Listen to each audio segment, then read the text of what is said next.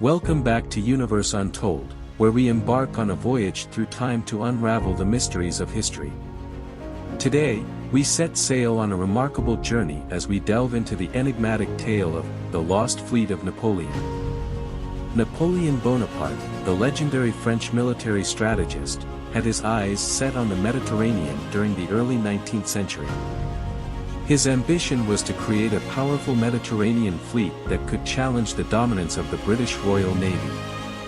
In the early 1800s, Napoleon ordered the construction of a formidable armada. Dozens of ships, including warships and supply vessels, were gathered for a grand expedition. Assembled at the port of Toulon, the fleet was an impressive sight. It was said to be the key to Napoleon's Mediterranean dreams. However, fate had other plans.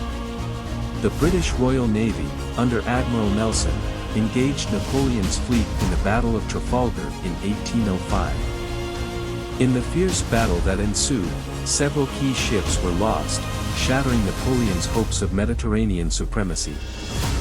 For centuries, the location of these lost ships remained a mystery. But in recent years, underwater archaeologists and historians have been on a quest to discover the final resting place of Napoleon's fleet. Their search has led to astonishing discoveries, uncovering sunken warships and relics from that fateful battle. As we conclude our journey into the depths of history, we find that even the grandest ambitions can be submerged by the tides of time. The Lost Fleet of Napoleon serves as a reminder of the enduring mysteries that still await discovery.